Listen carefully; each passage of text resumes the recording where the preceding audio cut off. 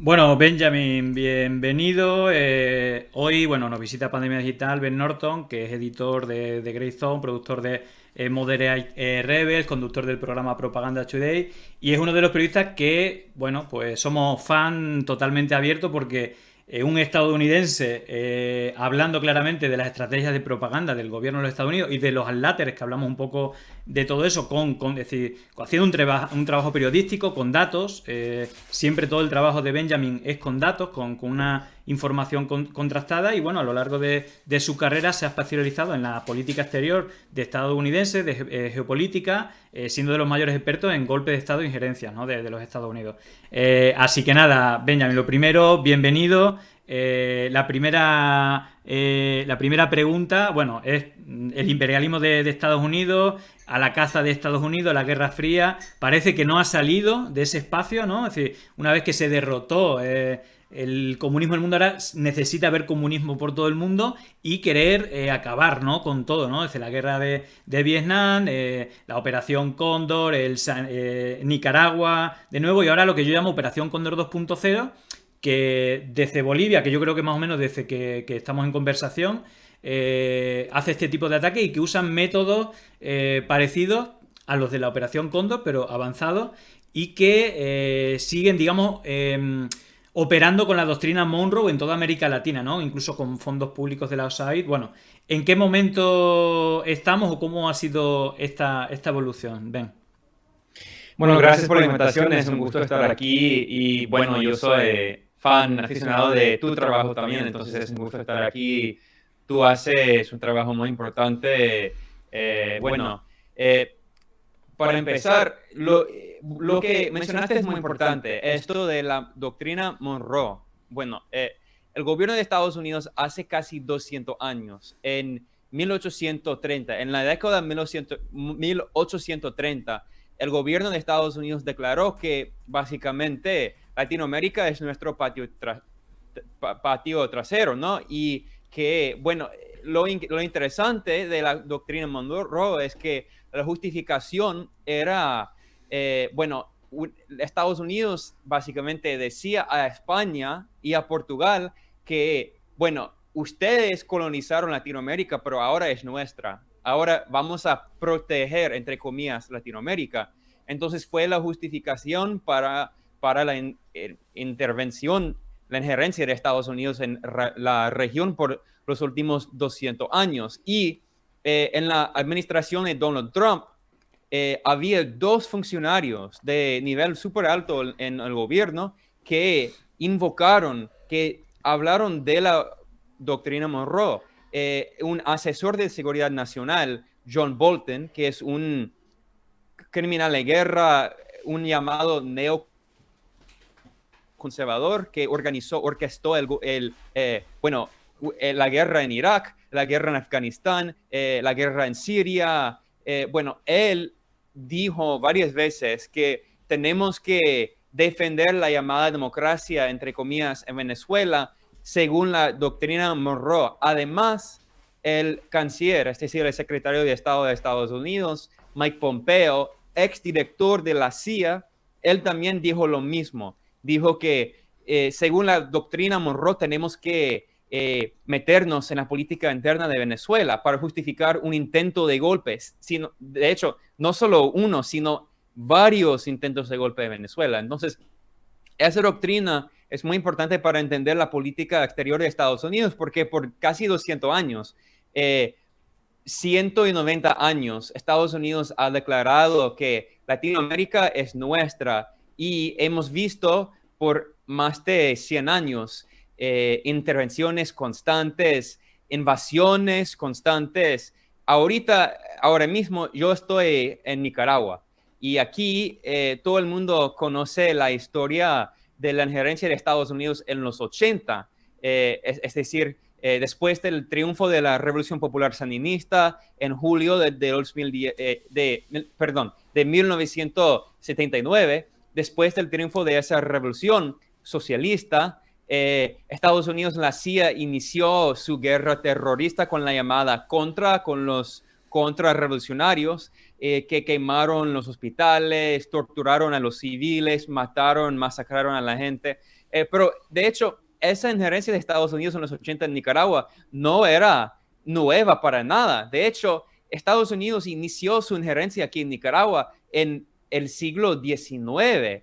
Estados Unidos invadió varias veces y Estados Unidos, el ejército de Estados Unidos ocupó militarmente Nicaragua por décadas y es por eso que el general Sandino, el nombre del sandinismo, el movimiento sandinista viene del legado del general Sandino.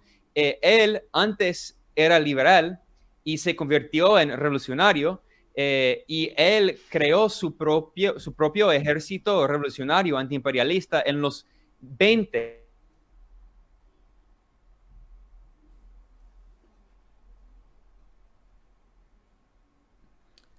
Ay, parece que se... ahí Bueno, está. liberados norteamericanos aquí en Nicaragua. Entonces, estamos hablando de una historia de más de 100 años. Entonces, es por eso que me alegra que dijeras, que mencionaras la doctrina Monroe, porque a veces cuando hablamos de la historia de la injerencia de Estados Unidos en Latinoamérica, a veces solo iniciamos con el famoso golpe de Estado en 1954 contra el gobierno progresista en Guatemala. Pero la verdad es que esa injerencia de Estados Unidos en Latinoamérica es mucho más vieja. Bueno, digo, por no hablar del pasado, pero es terrible, ¿no? Es decir, las acciones de... De hecho, a Ronald Reagan, ¿no? Que era quien ganó en el 79 y que le debemos dar... o este tipo de estrategia le deben mucho a Ronald Reagan, ¿no? Ahí en la introducción ponía no solamente hubo un escándalo, es decir, que Ronald Reagan le salpicó y él dijo que no sabía nada, que es precisamente la financiación de la CIA con dinero de Irán, es decir, que le daba a cambio de venderle armas a un enemigo y que con ese dinero se financiaba la compra de grupos terroristas, militares que asesinaban a la ciudadanía, ¿no? Todo esto fue un escándalo y a partir de ahí se creó la NED, la National Endowment Democracy, para que ya quedaba muy feo que la CIA hiciera golpes militares en diferentes sitios y ahora, que de eso si quieres hablamos después, digamos que la National Endowment Democracy pues financia organismos que se llaman Observatorio para la Paz y el Amor, Observatorio por los Derechos Humanos no sé qué, Observatorio por la Ecología y tal, pero son espacios golpistas y lo hemos estado viendo en cada uno de los países, es decir, están haciendo las mismas acciones de la CIA. Pero bueno, de eso si quieres hablamos más tarde y empezamos por Nicaragua porque es lo más reciente. Tú aparte tienes un conocimiento grande y te quiero preguntar qué te parece, tú lo denuncias, pero es algo que me parece muy grave, como Atlantic Council, que es este think tank, que tiene una ideología muy clara y solo hay que ver que para América Latina y Europa, José María Aznar, que es un poco el padrino de estas fundaciones de Atlas Network en América Latina, ¿no? El partner de la Fox de este espacio mediático, pero también de Heritage Foundation y todo el mundo de Ronald Reagan, los Bucks y los petrodólares que le financian para dar golpes de Estado y quedarse el petróleo, el gas o lo que le convenga. Entonces, ¿qué te parece que, primero, un personaje como Nimo, que estaba en Atlantic Council anteriormente, en este think tank de la OTAN, ahora sea el que se encarga de cargarse cuentas, por ejemplo, 1000 cuentas de Nicaragua a medios de comunicación, con un informe? Es decir, que me gustaría que me dijera un poco primero, ¿qué te parece esto, ¿no? Este paso de espacios como la OTAN que se metan a decidir en Facebook qué es lo que hay que eliminar y qué es lo que no. Y lo segundo, ¿qué tiene este informe de Nimo de Facebook de errores? ¿Qué errores hay? Porque yo concretamente en el informe no veo una sola prueba.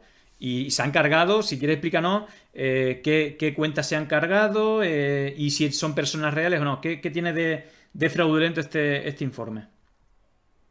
Bueno, me alegra que hables del Atlantic Council, ¿no? Porque creo que esta organización es una de las más importantes en Washington y la verdad es que no hay mucha cobertura sobre su papel en la política exterior de Estados Unidos.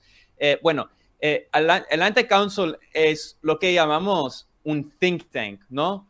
Un think tank es una organización en Estados Unidos. Bueno, existen en otros países también, pero es una forma de cómo hacer las políticas del gobierno según el modelo neoliberal, ¿no? Porque según el modelo neoliberal hablamos de outsourcing, ¿no? La idea que el gobierno tiene que privatizar todo hasta la creación de sus propias políticas, ¿no? Entonces, no son funcionarios del gobierno de Estados Unidos que hacen las políticas. No son investigadores del gobierno de Estados Unidos. Son investigadores de organizaciones semi-privadas. Muchas veces son financiadas también por gobiernos, como lo mostraste ahorita hace un par de minutos con el financiamiento para el Atlantic Council, ¿no? Que tiene el financiamiento del gobierno de Estados Unidos, de la OTAN, de varios países europeos, de varios países del Oriente Medio, incluso como antes Arabia Saudita, ahora los Emiratos Árabes. Bueno, entonces esta organización funciona como un brazo del gobierno de Estados Unidos, pero semi-privado. Es decir, hace las políticas de Estados Unidos, pero de una manera como muy neoliberal, ¿no? Es como semi-privado, semi-público. Y básicamente el Atlantic Council es the think tank, es como la organización de la OTAN. Básicamente es parte de la OTAN y del gobierno de Estados Unidos, no, pero más de la OTAN.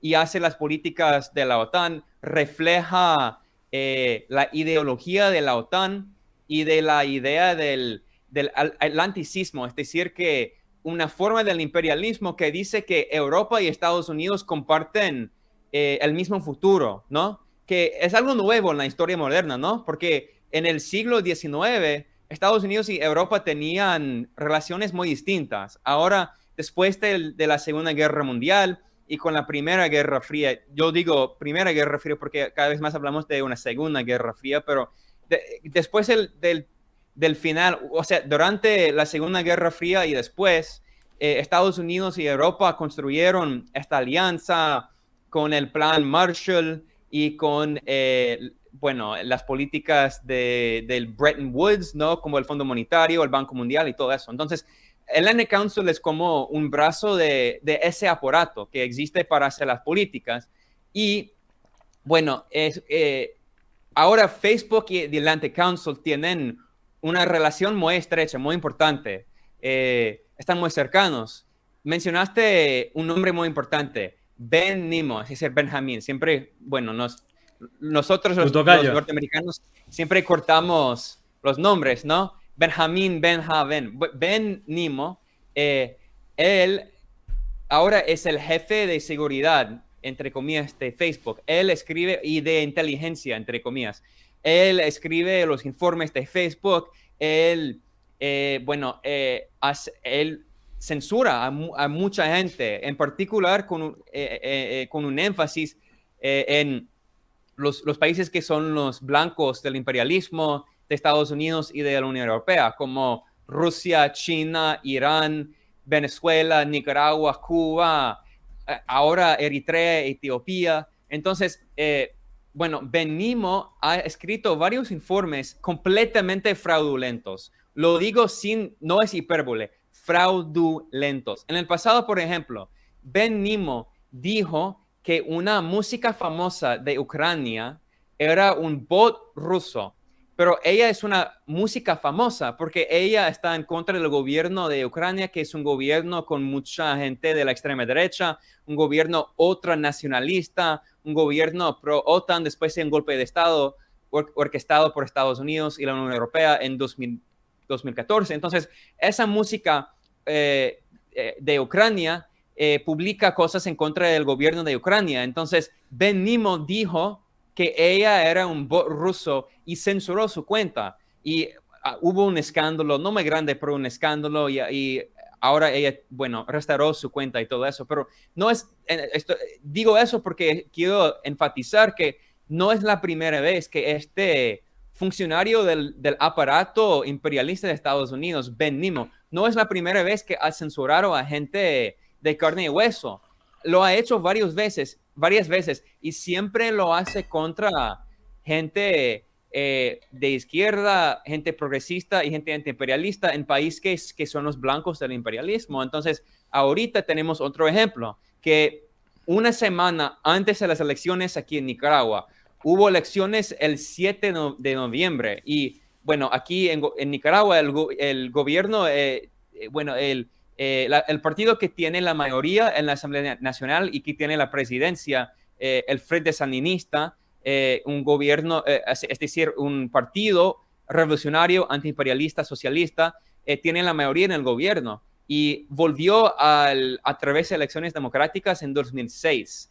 El Frente Sandinista perdió el poder en 1990 y tú mencionaste el papel de la NED. La NED orquestó una campaña de la derecha neoliberal financiando a una oligarca que se llamaba Violeta Barrios de Chamorro. Ganó la elección gracias a la injerencia de Estados Unidos y la CIA. Bueno, en 2006, después de 10 años de neoliberalismo, 3 gobiernos de derechistas que privatizaron todo y el Frente Sandinista volvió al poder y volvió en 2007. Entonces, por casi 14 años, el Frente Sandinista ha tenido el poder. Bueno, no siempre la mayoría, pero ahora tiene la mayoría, ¿no? Y una semana antes de las elecciones, el 1 de noviembre, Facebook censuró a más de 1,000 sandinistas. Incluso, bueno, yo conozco a estos compañeros y compañeras, son amigos míos, los conozco. Censuraron a varios periodistas, activistas de comunicación, comunicadores, y dijeron que esos activistas y periodistas y comunicadores son bots y troles, pero es mentira, es absurdo. Lo que Facebook dijo es que había comportamiento inauténtico. No, pero no, de hecho en su informe dijo que es comportamiento coordinado, inauténtico, pero en su informe también admitió que había comportamiento coordinado auténtico. Pero no dijo... Pero eso pasa en todas las campañas, ¿no? Es decir... Sí, en todos los partidos en todos los países del mundo, todos los partidos, todas las campañas políticas hacen coordinación, ¿no? Coordinación de sus redes sociales. Entonces, si lees el informe de Ben Nimmo, ese informe escrito por Ben Nimmo, admite que había comportamiento coordinado auténtico, pero no explica cómo se diferencia el comportamiento coordinado inauténtico y auténtico. Entonces, lo que hizo es que básicamente dijo que si tú eres sandinista y si estás parte de una campaña coordinada, no importa que seas una persona real, tú eres troll, tú eres bot y vamos a censurarte. Entonces, hay un grupo en Nicaragua que se llama la Red de Jóvenes Comunicadores. Es decir, es un grupo de comunicadores sandinistas y Facebook censuró a todos ellos. Y son comunicadores y son periodistas, pero ¿por qué tienen una campaña organizada, una campaña coordinada? Censuraron a todos.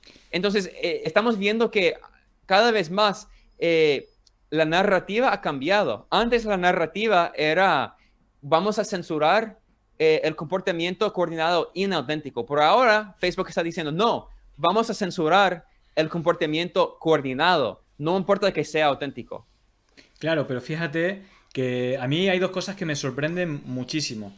Una es que no hay ninguna sola prueba, es decir, no hay una prueba que refunde. Si ponen ahí un gráfico de los horarios a los que participan estas horas, pero si tú lo comparas con los horarios de la actividad normal, en Facebook son las mismas. Es decir, los fines de semana desciende un poco, a la hora de comer baja un poco y luego vuelve a subir. Es decir, no tiene sentido, porque si dice...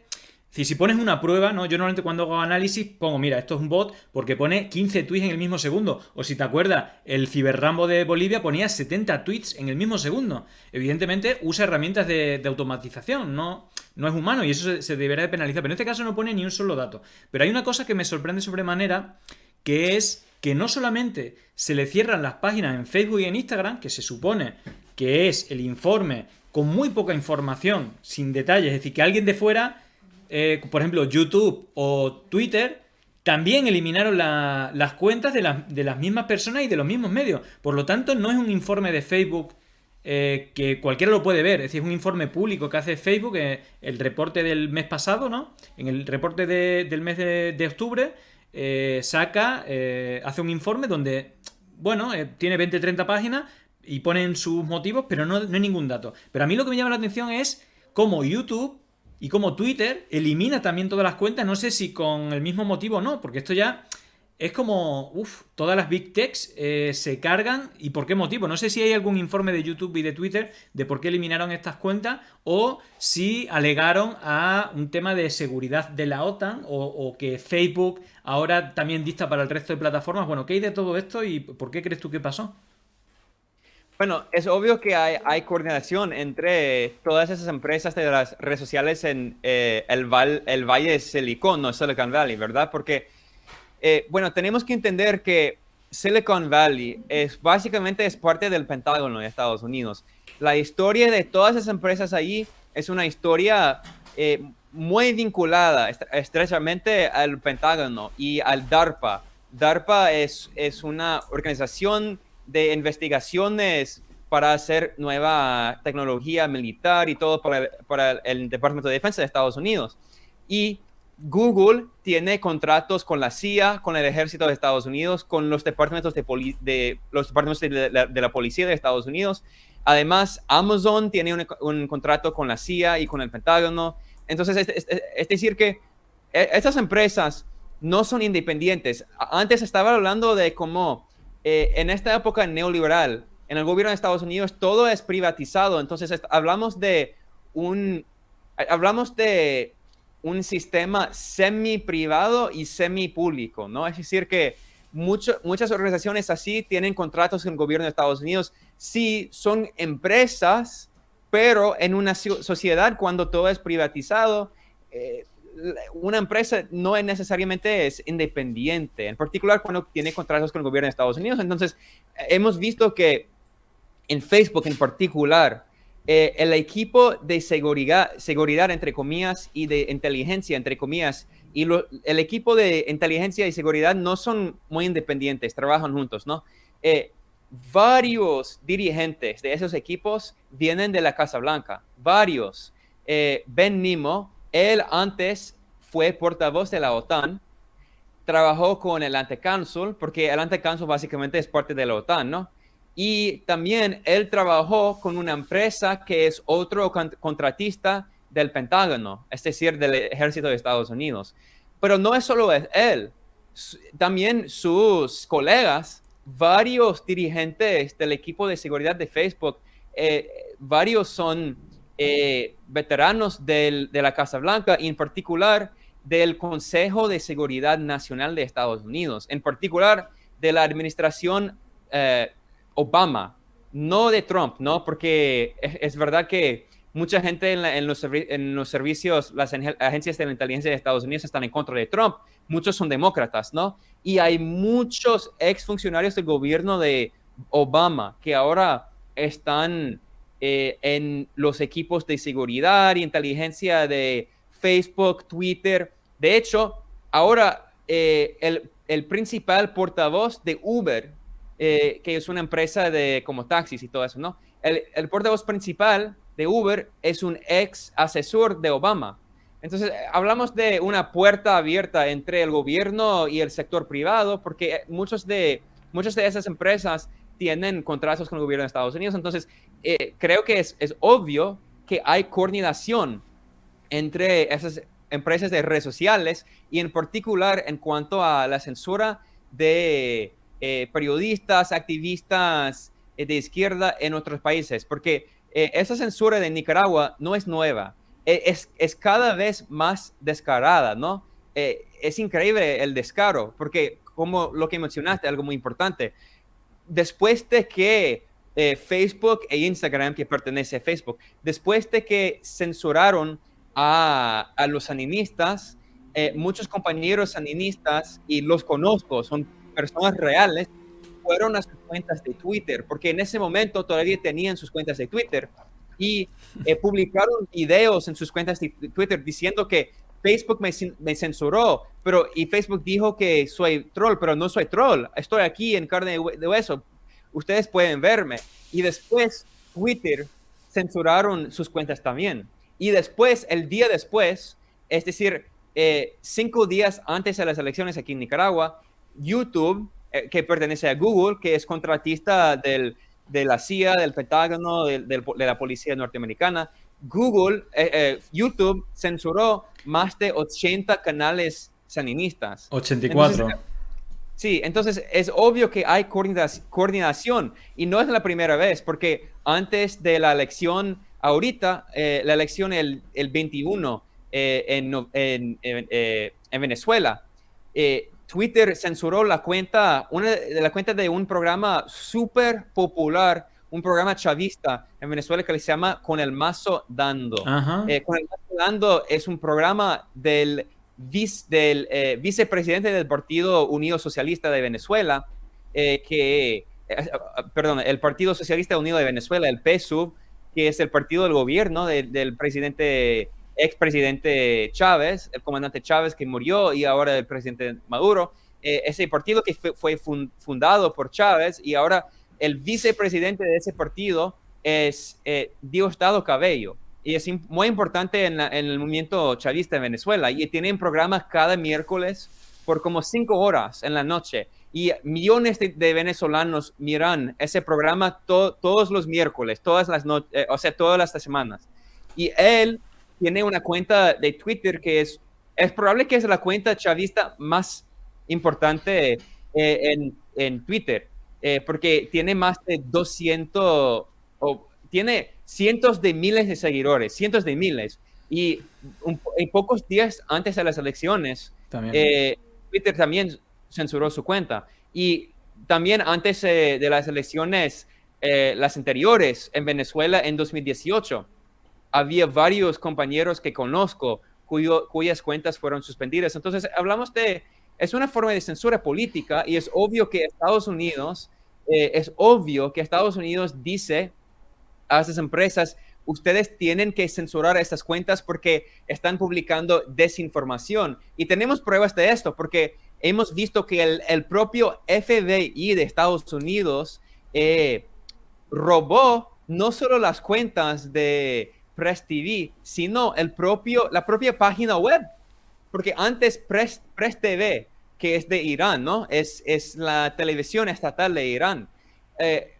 YouTube ha censurado su canal muchas veces. De hecho, esta semana censuraron su canal otra vez. Es como la 10ª vez. Pero no solo eso.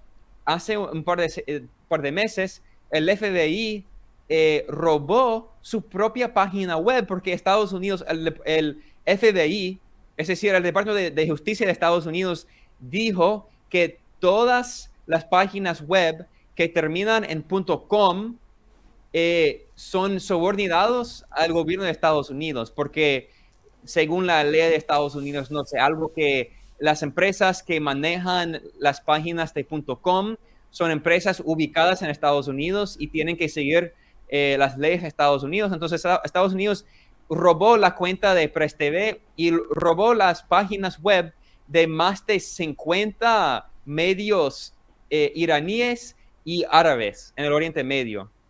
No, tremendo. Ahí, mira, yo te pongo 3 ejemplos. Y bueno, has comentado una cosa que creo que es clara, que en geopolítica, yo creo que globalmente, pero sobre todo en inteligencia digital, y en América Latina especialmente, Medio Oriente, yo creo que ahí no hay diferencia entre republicanos y demócratas. Digamos, está por encima el Deep State, claramente, y bueno, hay varios temas. Por ejemplo, Diego Basante es el responsable de Facebook para América Latina y antes de ser contratado fue el que le cerró la página a Rafael Correa el mismo día que le quitaron el asilo a Julian Assange y el mismo día que detuvieron a Olavini. Todo esto pasó entre las 6 y las 8 de la mañana cuando se publicó los INA Papers que demostraban que Lenín Moreno había sido comprado y tenía propiedades en el extranjero y en paraísos fiscales. Entonces, al publicar esto, tanto Wikileaks como Rafael Correa, a uno le quitaron el asilo y al otro le cerraron la página sin ningún tipo de aviso, con más de 2.000, no sé cuánto, pero tenían más de 1 millón de seguidores. Esa es una. La segunda es que hay como 2 grandes escándalos públicamente. Uno, Cambridge Analytica en realidad es un poco bomba de humo, porque lo que está detrás de Cambridge Analytica es CSL Group. CSL Group, Exacto. como tú has dicho, lleva 20 años trabajando con el ejército de los Estados Unidos, con el Pentágono, con la CIA, con el Departamento de Estado y también con algunas instituciones del Reino Unido. Y lleva muchos años trabajando con Google, con Facebook, con Twitter, con todas las plataformas, haciendo investigación de cómo modificar el comportamiento a raíz de ciertas funciones. Esto más o menos se explica en el Gran Hackeo. Y luego hay una financiación de Robert Mercer, la familia Mercer y Steve Bannon, que hacen como una sucursal con una inversión por la cual hacen esta tecnología, este conocimiento para campañas electorales, ¿no? Y ahí empiezan con más en países de Asia, de África, pero luego se meten en la campaña de Macri, en Brexit, Bolsonaro, Trump, y en Granja que se ve como están de colegueo trabajadores de Facebook, de YouTube, con el equipo de campaña para ver cómo ganar. Es decir, y luego hay otro elemento. El segundo escándalo, y este tiene que ver con América Latina, es el de CLS Strategies, que no es lo mismo que SCL Group. CLS Strategies, digamos, y esto hay que reconocérselo a Facebook, a mí me sorprendió. Yo ya había denunciado, y creo que lo habíamos compartido esta información, de que el gobierno de Yanine Áñez había firmado un contrato con CLS Strategies y esta empresa ya había participado en el golpe de Estado de Honduras y en la campaña fraudulenta de Peña Nieto, por ejemplo. Lo sorprendente de todo esto es que las dos personas que estaban al mando de estas campañas, bueno, lo que decía el informe es que se habían gastado millones de dólares y había miles de cuentas haciendo desinformación contra los gobiernos de Bolivia, Venezuela y México, ¿vale? Estos tres países. Al día siguiente, CLS Strategies borra de su web el perfil de Juan Cortiñas y de Mark Feyerstein. Y aquí, es decir, esto es lo alucinante. Mark Feyerstein había sido asesor, había sido funcionario de la OEA, por un lado, es decir, el que hizo el informe, digamos, de Bolivia, el informe fraudulento que decía que había un fraude electoral. Y no solamente eso, sino que él había sido funcionario de la USAID. Él había sido un senior advisor de un gobierno demócrata. Lo curioso es que después de ese escándalo, de ese escandalazo, que lo echaron de la empresa porque manchó la reputación, fue elegido como el principal senior advisor, el principal asesor en temas para América Latina de la USAID. Es decir, después de este escándalo, un partido demócrata lo vuelve a contratar como principal asesor. Y no para ahí la cosa, sino que en esa misma empresa también ha estado Roger Noriega. Roger Noriega también fue, esta vez no por los demócratas, sino por los republicanos, fue funcionario de la OEA, fue asesor de la USAID para América Latina y fue uno de los primeros firmantes en la Carta de Madrid de Vox, que ahora está haciendo toda la gira por América Latina. Y hay una cosa muy curiosa que pasó cuando salió este escándalo de CLS Strategies, que Roger Noriega borró sus fotos en sus redes que estaban asistiendo al fútbol americano, a la Liga Nacional de Béisbol, porque Mark Feyerstein también trabaja ahí, iban juntos al béisbol, hacían parrilla, eran muy amigos. Roger Noriega, republicano, y Mark Feyerstein. Lo curioso es eso, Roger Noriega borró todas las fotos para que no lo relacionaran con él, pero Mark Feyerstein no borró las fotos con Roger Noriega. Por eso digo que los demócratas y los republicanos aquí se entienden a la perfección. Y hablando de Bolivia, ¿qué te parece? Bueno, si quieres, porque aquí yo creo que fue cuando nos conocimos, ¿no? Empezamos a hablar del análisis que hizo, la base de datos donde fue un auténtico escándalo, y aquí no hizo nada ni Twitter ni Facebook, no pasó nada. Es decir, hubo creación de cientos de miles de cuentas. Twitter precisamente permitió que un veterano de los Estados Unidos, como Luis Suárez creo que se llamaba, hiciera más de 70 tweets por segundo, más de 24.000. Bueno, hubo toda una campaña en la cual pues estaban los mismos actores. CLS Strategy, fundaciones de la NET, fundaciones de Atlas Network, la OEA, Atlantic Council. Bueno, ¿qué me puedes contar de las injerencias de Estados Unidos? ¿Cuáles son los diferentes tentáculos que usó en el golpe de Bolivia? Bueno, podríamos hablar de eso por una hora, pero en breve, quiero decir que hay un libro de un compañero mío, un periodista norteamericano y ruso, bueno, nació en la URSS y es norteamericano, que se llama Yasha Levin, y es un buen periodista. Y él tiene un libro que se llama Surveillance Valley, es decir, como el valle de la vigilancia, ¿no? Creo que hay una traducción en español, no estoy seguro. Pero su libro habla de la historia de esas empresas en Silicon Valley. Habla de la historia del Internet y cómo el Internet, básicamente, como él dice, es un arma. Y es un arma creada por el Pentágono, por DARPA. Es decir, DARPA es el taller de armas de investigaciones militares del ejército de Estados Unidos, y durante la guerra en Vietnam, el Pentágono creó un sistema que hoy en día se llama el Internet para cambiar información para el ejército, para librar una guerra genocida contra el pueblo de Vietnam, ¿no?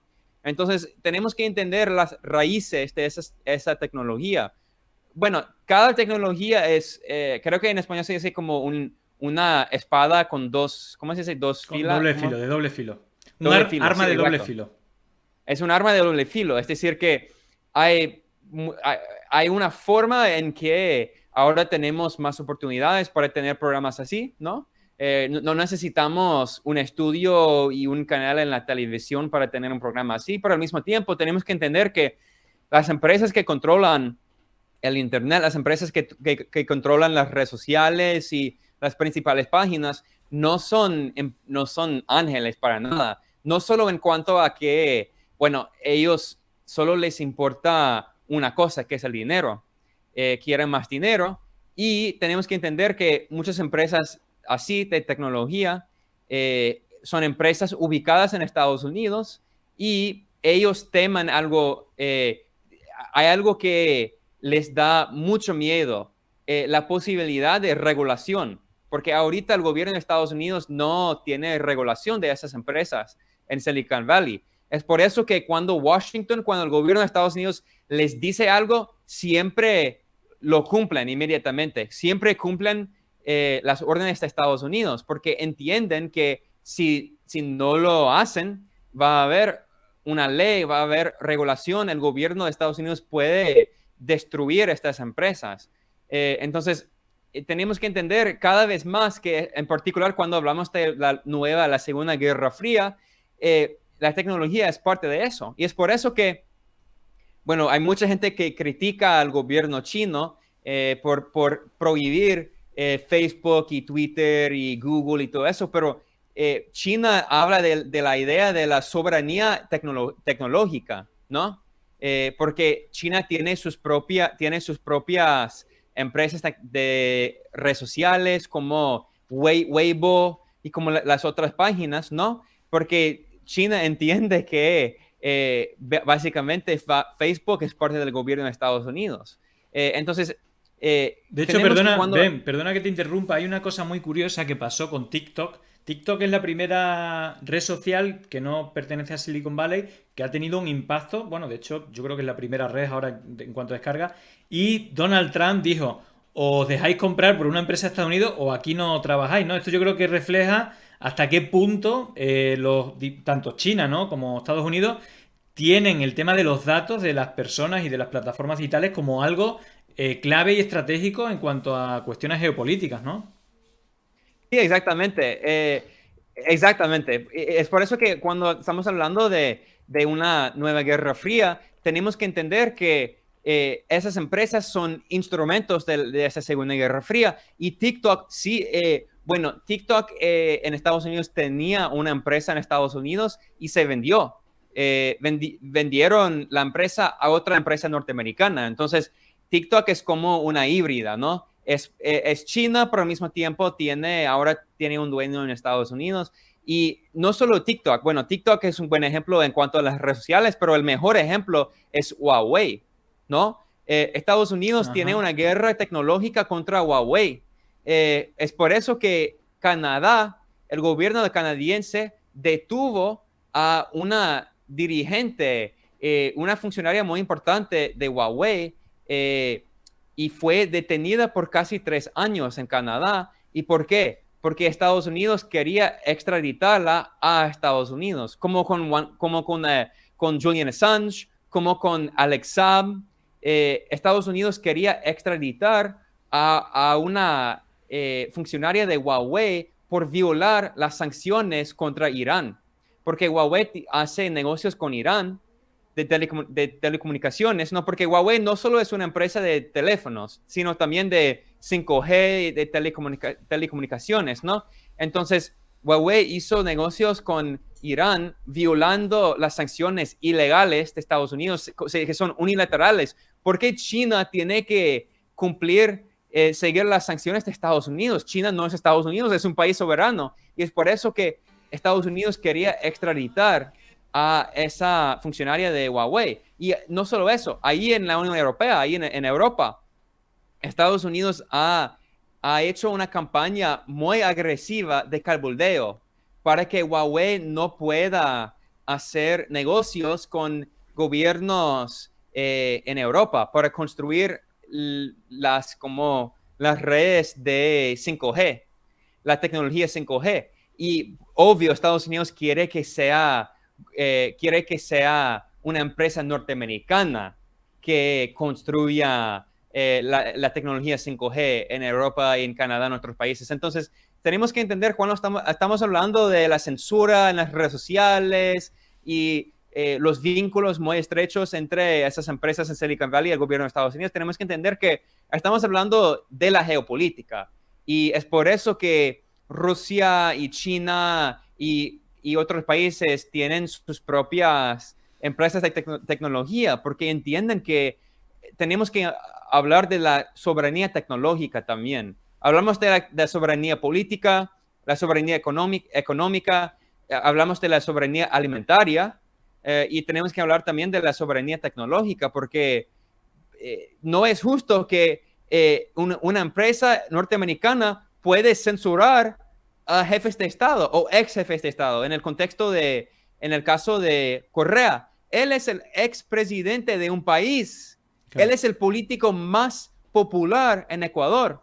Y bueno, pero incluso con Donald Trump. Es decir, iba a decir que estoy en contra de Donald Trump, pero puede censurar al propio presidente de Estados Unidos. Claro. Estoy en contra de él, pero al mismo tiempo eso es algo horrible y no estoy a favor de eso. Igual. De todas maneras, queda muy poco tiempo. Vamos a hacer un resumen, es decir, lo decía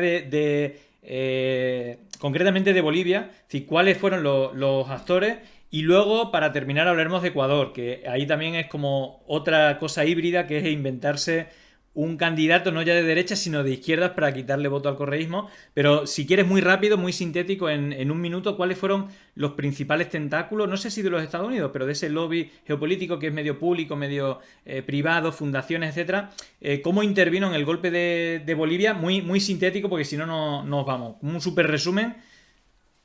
Sí, bueno, es importante, me gusta que mencionaras Bolivia y Ecuador juntos, porque la verdad es que la campaña de injerencia por parte de Estados Unidos es parecida. Bueno, en Ecuador no hubo un golpe de Estado militar, pero básicamente hubo un golpe de Estado con Lenín Moreno. Lo que hicieron, Lenín Moreno, cuando él ganó la elección, él era el candidato del correísmo, él era el vicepresidente de Correa y ganó el voto con una campaña correísta. Y después básicamente hicieron un golpe de Estado interno. Y bueno, y después en Bolivia, lo que mencionaste es algo muy importante, que cada vez más hay una campaña más sofisticada, más complicada, en la que esas empresas, o sea, no empresas, sino esas instituciones, esas organizaciones como la NED y la USAID, que son fachadas de la CIA, ¿no? No solo apoyan a grupos de la derecha, sino grupos de una falsa izquierda, una izquierda imperialista, una izquierda liberal. Y bueno, no existe solo en Latinoamérica. Hemos visto algo parecido en Europa con la campaña contra Jeremy Corbyn. Bueno, había como un intento de construir como una izquierda alternativa en contra de Corbyn, porque dijeron que Corbyn era antisemita, que él estaba a favor de los terroristas y todo eso, y racista y todo eso. Entonces, estamos viendo que hay una campaña de usar como las identidades, el antirracismo, el feminismo en contra de gobiernos progresistas. No solo, no solo en Ecuador y Bolivia, sino también en México, ¿no? Es decir, que hay mucho que criticar sobre los femicidios, el sexismo. Bueno, sí existe en México y es un problema muy, muy grave, pero no inició con el presidente AMLO. no inició con el gobierno de Morena, para nada. De hecho, ese gobierno de Morena tiene una alcaldesa en la Ciudad de México, que ahora es la jefa del gobierno, la jefa de gobernación, Claudia Sheinbaum, que es feminista. Pero hay una campaña sucia en la que gente de la derecha está financiando a grupos feministas, entre Sí. comillas, para desestabilizar el gobierno de AMLO. Claro, Y, de y hecho, en Bolivia, digo, de sí, hecho, el caso de Bolivia, digo, un poco por la introducción que tú has hecho, hay una cosa muy curiosa que, por ejemplo, en Bolivia está Ríos en Pie, que es una asociación ecologista sí. por Yanín Vaca. Yanín Vaca es la portavoz que era en contra de los incendios. Empezó así, reclutó a gente joven y luego acabaron haciendo memes contra Evo Morales, ¿no? Esa una. En Ecuador pasa lo mismo con asociaciones también. Bueno, Pachacutic. claro, tenemos el caso de Pachacuti, que es el personaje que inventaron, que si quieres nos cuentas cómo es, pero luego también hay plataformas en defensa, es decir, por un lado financian medios que son súper agresivos, incluso difamando y mintiendo sobre los candidatos, en este caso Evo Morales y Rafael Correa o Andrés Araúz, y luego existen fundaciones como Fundamedios o la Asociación de Periodistas, las dos financiadas por la NET, que salen a atacar cualquier crítica a esos medios que mienten sobre esos candidatos que les atacan, ¿no? Y toda una red de asociaciones feministas, ecologistas, tal, que critican desde, es decir, lo que tratan es de gastar el voto de la izquierda, o en el caso de Ecuador, que te voy a preguntar directamente, inventarse un producto de marketing que está demostrado. Si quieres, cuéntanos cómo fue la reconversión de un abogado, Carlos Pérez, en un personaje que se convirtió en un indígena, ecologista, todo esto, financiado por las organizaciones que tú hiciste bien el informe. Si quieres, descríbenos qué se inventaron en Ecuador porque la izquierda era mayoritaria a la derecha, más Guillermo Lasso, que es un candidato peligroso, pero precisamente fue clave para que al final ganara Guillermo Lasso es restarle voto a la izquierda con un personaje como que se hace pasar por indígena, pero que al final acaba atacando a Evo Morales y a los propios indígenas o las reivindicaciones indígenas de otros países, ¿no? Cuéntanos este personaje cómo se inventó y cómo se financió. Sí, bueno, lo que mencionaste es muy importante. El papel de este grupo que se llama Ríos de Pie de Bolivia, liderado por una opositora que, por cierto, es nieta del ex dictador militar de Bolivia, es de una familia oligárquica. Pero ella, su organización es financiada por varios gobiernos occidentales, no solo el gobierno de Estados Unidos, sino también la Embajada de España. Y ella participó en un evento organizado por la Embajada de España, criticando a Evo Morales, pero con un discurso ambientalista.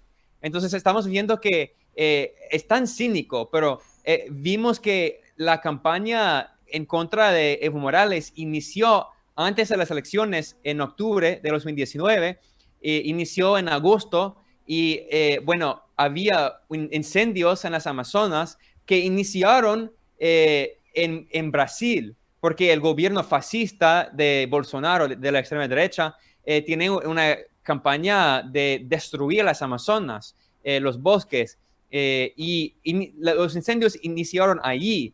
Y de hecho, el gobierno de Evo Morales en Bolivia compró, o sea, alquiló un avión súper grande lleno de agua para tratar de solucionar el problema con los incendios y a pesar de eso, había una campaña tan cínica diciendo que Evo Morales tiene la culpa, tratando de echar la culpa a él y no a Jair Bolsonaro. Hasta publicaron varios artículos en medios como The Independent de Bretaña y publicaron una boliviana opositora, publicó un artículo que dijo abiertamente que Bolsonaro no tiene la culpa, es Evo Morales que tiene la culpa.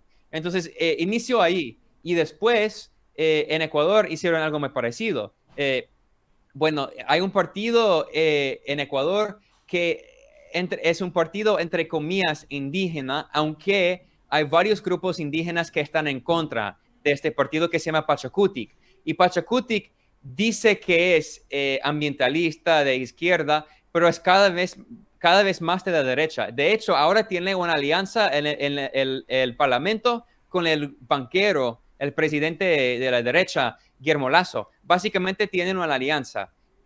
A veces critica, Pachacutic a veces critica a Lasso, pero son aliados, ¿no? Y bueno, hubo un dirigente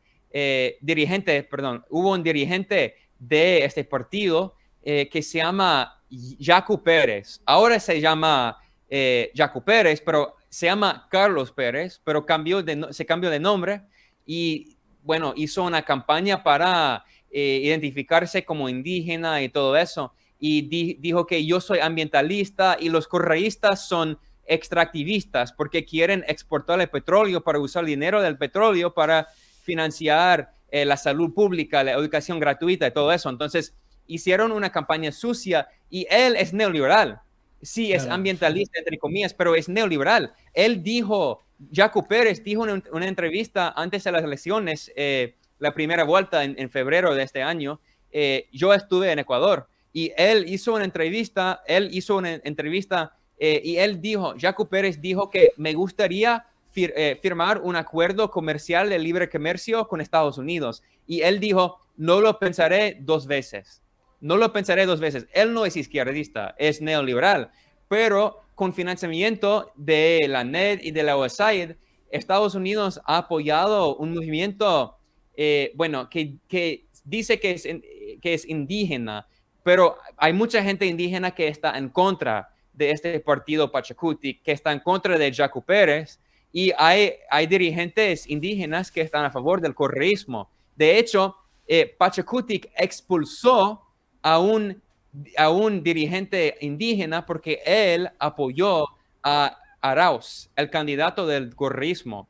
Entonces, estamos viendo, es una campaña cínica, pero cada vez más estamos viendo la construcción de una falsa izquierda que usa, bueno, un discurso ambientalista, feminista, a favor de los derechos LGBT, como el Partido Demócrata en Estados Unidos, pero son partidos y organizaciones pro-imperialistas y neoliberales. Entonces, es el mismo guión del Partido Demócrata en Estados Unidos. El Partido Demócrata tiene las mismas políticas neoliberales del Partido Republicano y las mismas políticas imperialistas. La única diferencia es que el Partido Republicano es abiertamente racista y sexista y en contra de los derechos LGBT, y el Partido Demócrata está a favor de los derechos LGBT y dice que es antirracista y feminista, pero no lo es. Entonces, es el mismo guión que Estados Unidos inventó, los neoliberales usaron en Estados Unidos en la política nacional y ahora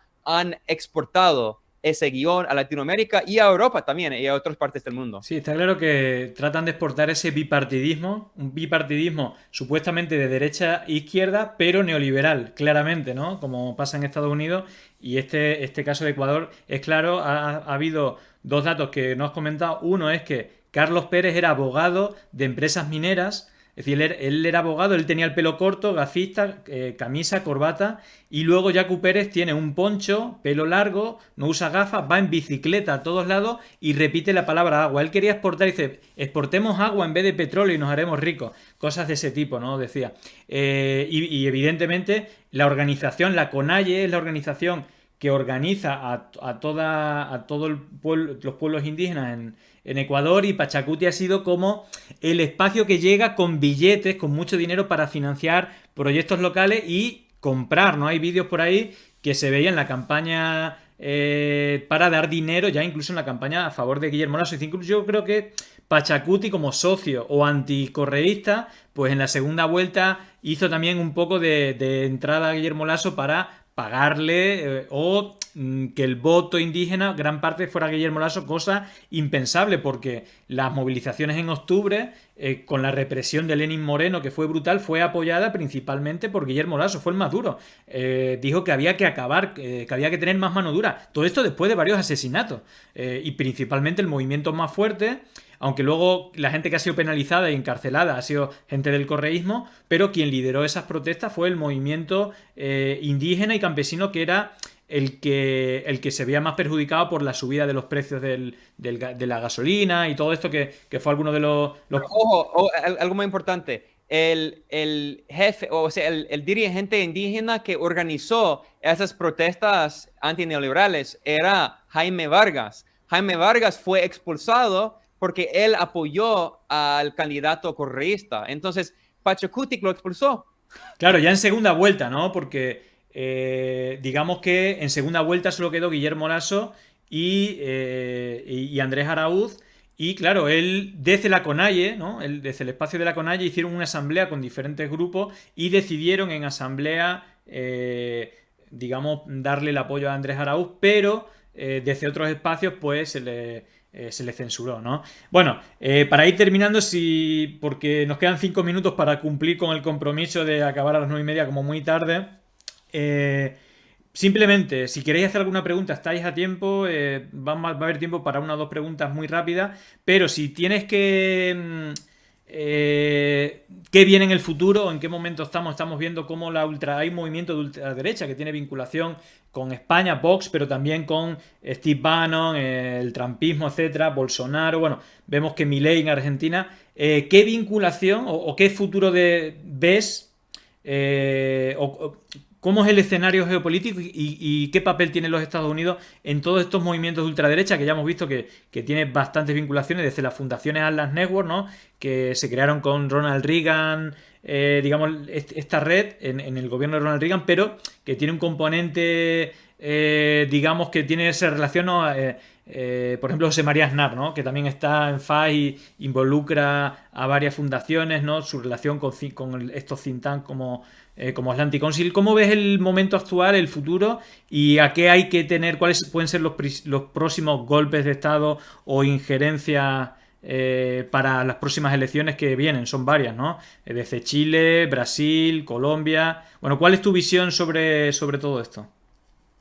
Bueno, hay un intento es muy obvio, hay un intento por parte de Estados Unidos y otros países extranjeros de Europa de dividir la izquierda latinoamericana, ¿no? Y decir que, bueno, Venezuela, Cuba y Nicaragua todos son malos. Ahí, bueno, son autoritarios, son dictadoras y todo eso. Y hay una izquierda más respetable como Alberto Fernández en Argentina.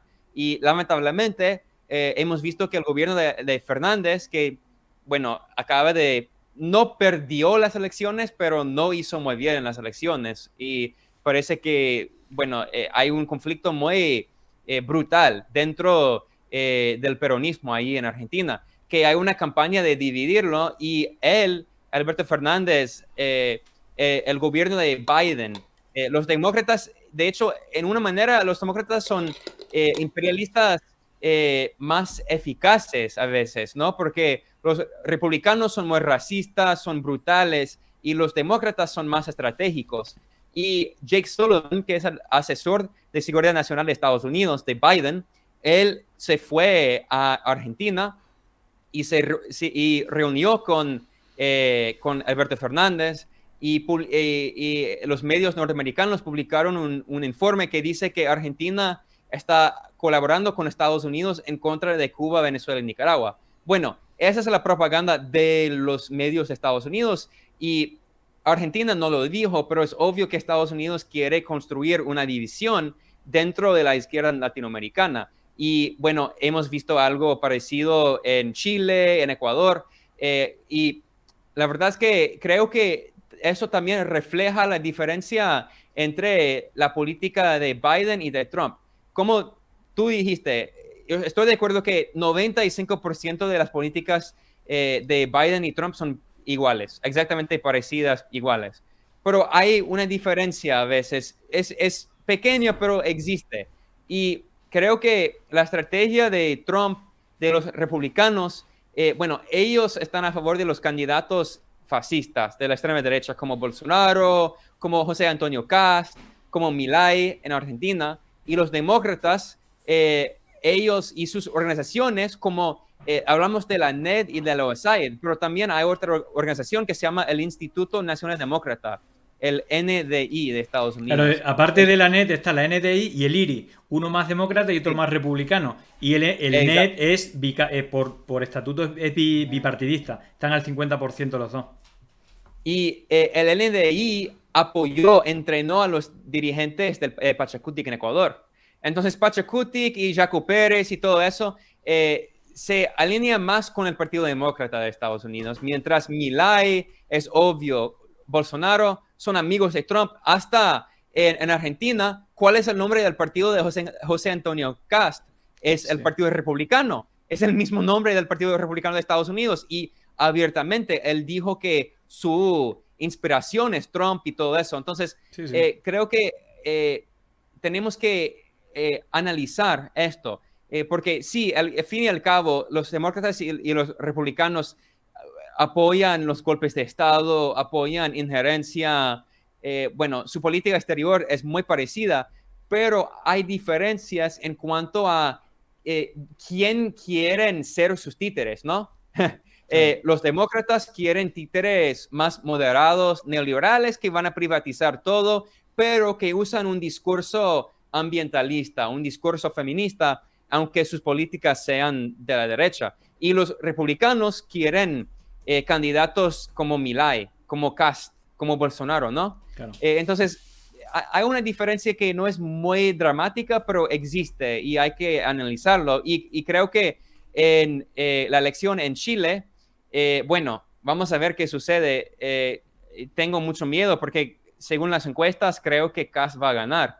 Y bueno, el gobierno de Biden va a apoyarlo.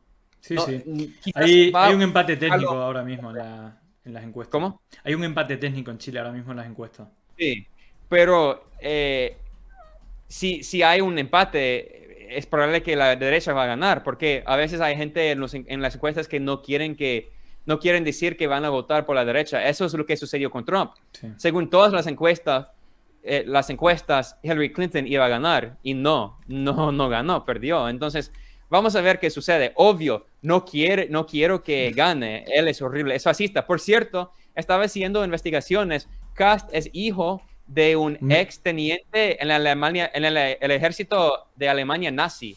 Y él fue nazi y huyó a Argentina y después a Chile. Sí. El hermano de Cast, Miguel Cast, era uno de los Chicago Boys. Él estudió en la Universidad de Chicago con una beca de la Fundación Ford, y la Fundación Ford es una fachada de la CIA, y él trabajó, el hermano de Cast, Miguel, trabajó en la dictadura de Pinochet.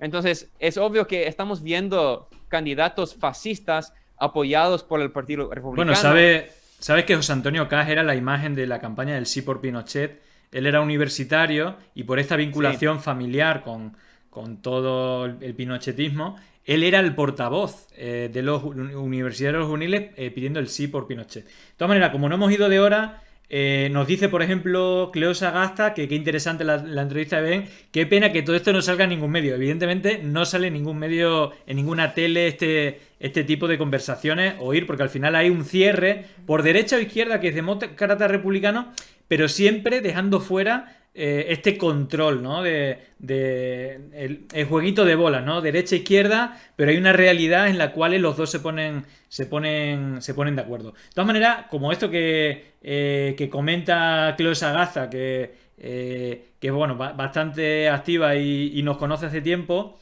¿qué medios de comunicación para informarse de qué pasa en geopolítica? ¿Qué referencias? Digo, antes de irnos, para que si alguien le interesa, aparte de The Grey Zone, que es mi recomendación especial, evidentemente, seguir todo lo que hace Ben porque está muy contrastado y sobre todo es de las pocas personas, más desde él como estadounidense, The Grey Zone creo que es un medio estadounidense, es de los pocos que apunta y pone la lupa en todo este tipo de injerencias que son evidentes, que son claras, pero que no te cuentan los medios. Así que, ¿qué referencias, aparte de The Grey Zone, darías a la gente que nos está viendo para informarse de qué pasa en el mundo y de estas injerencias de Estados Unidos? Bueno, otro medio muy impresionante que me gusta mucho se llama Misión Verdad.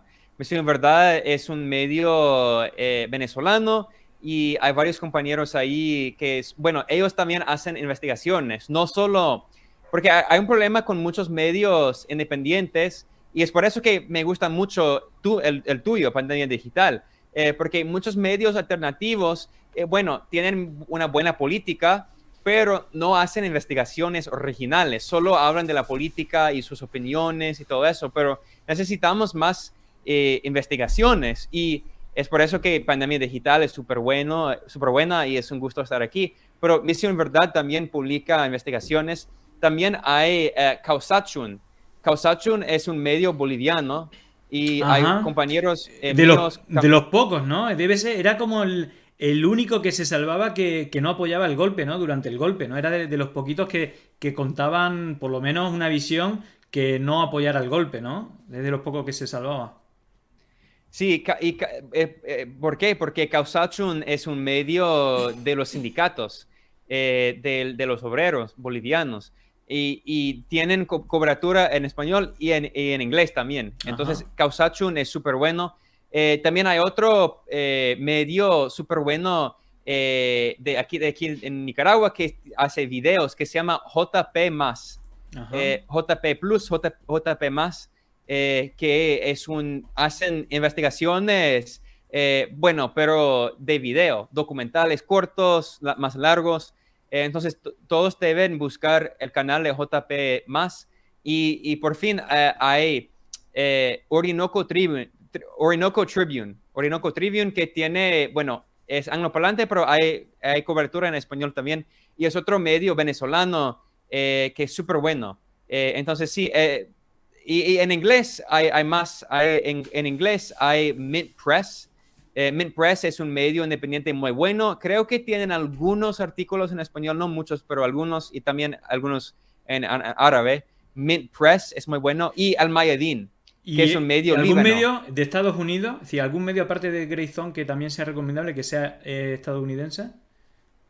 Mint Press, sí. Midpress. Ujú. Bueno. Mint Press es súper bueno. Y del Líbano, Al Mayadin. Y Al Mayadin tiene Al Mayadin en español también, que es súper bueno. Ajá.